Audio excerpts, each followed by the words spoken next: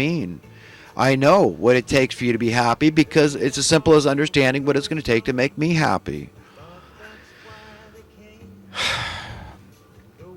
But to finish up on this Trump rally, it was disturbing. And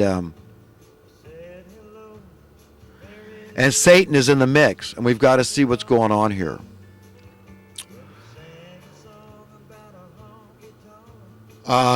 Because it is really, it's really bothering me, and I got to tell you, it's got to bother God a lot too. It really does, because it's very distracting.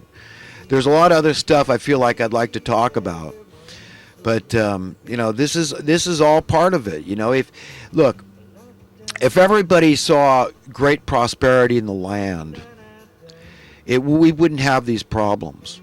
And there's a little poem I'd like to say for Donald Trump, okay, and people like that. If he wants to be a king, essentially what a president is, like the kings of old, because the term president didn't exist thousands of years ago, so it's not in the Bible. But here it is. When kings are kind, the people rejoice. And when kings are cruel, the people lament. Donald, we haven't had kind kings in America for a long time.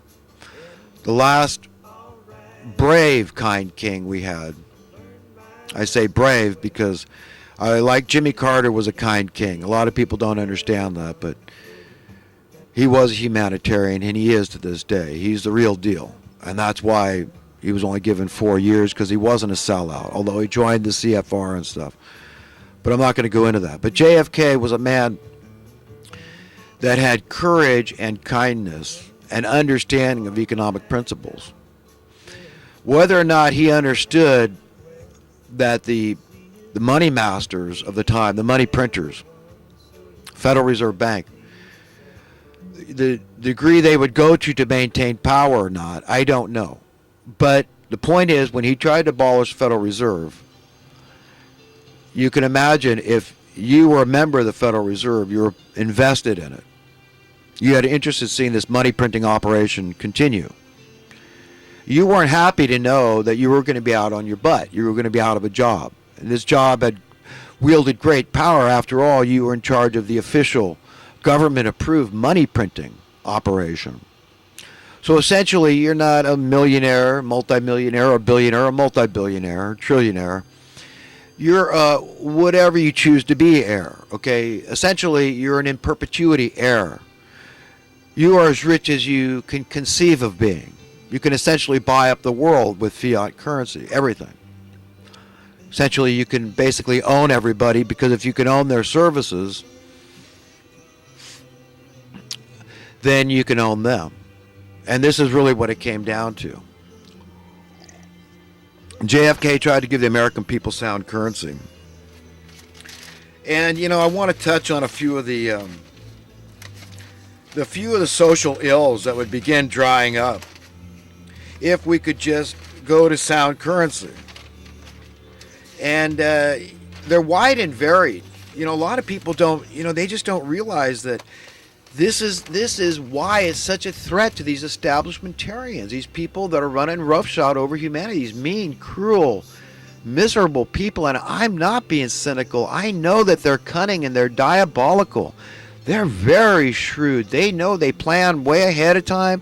They get groups together and all this stuff, and they do things surreptitiously, and they do things overtly, a little at a time, incrementally. They bring in their systems, and they train people to think a certain way. It's social engineering. It's Darwinianism. That's what it is. It's Darwinism, social Darwinism. They get us to believe that somehow it's okay to belittle others and marginalize and subjugate others. And this is where the whole wage issue comes in. Why I am so passionate about this is that, look, don't justify it by the standards of the world, okay? You justify this by the standards that God put in place, okay? Wages have dropped dramatically in the last 50 years. That's a fact, because it's all math. If you don't give somebody a COLA, a cost of living adjustment, when their cost of living is increasing, then you're giving them a pay decrease. This is math. This is irrefutable math. If I'm wrong, somebody please let me know. Okay, but what I'm saying is that's wrong. And if you're condoning that it's okay that wages decrease in perpetuity, then you're bought into this whole social Darwinian program. This is okay. Oppression is okay. Financial oppression is okay. It's not okay. It's not. Okay, because there's plenty of people that can do your job too, whatever it is. How many guys out there would be better than the professional football players and baseball players out there?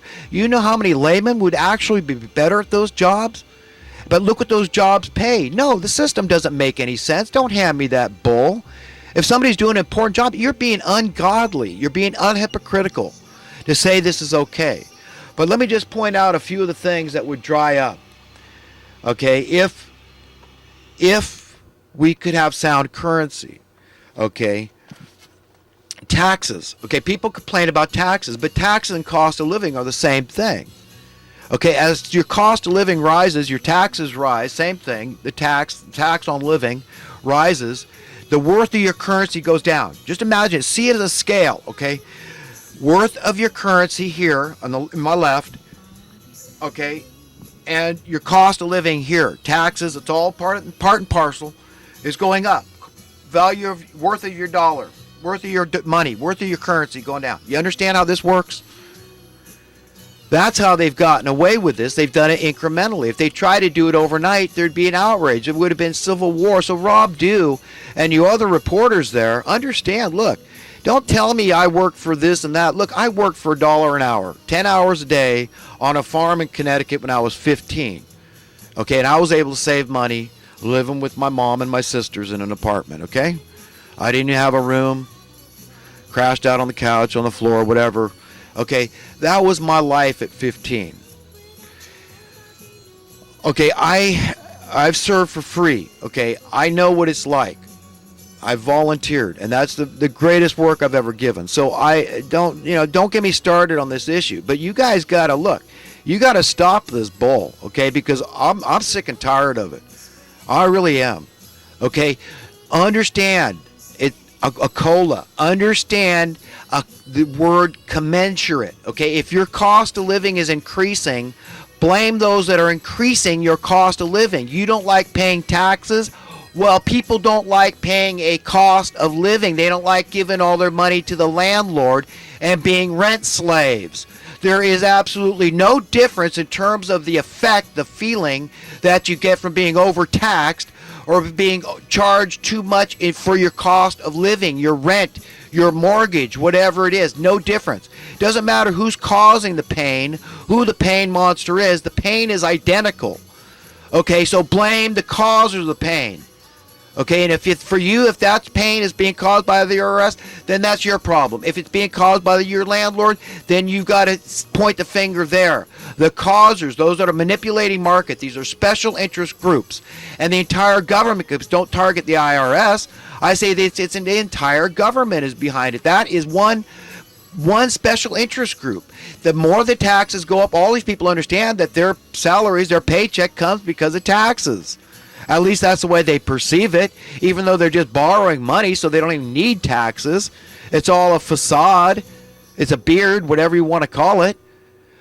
Okay, understand this. There's all these special interest groups that are cooperating, colluding, conspiring together, collaborating together, that creates this monolithic aggregate monopoly.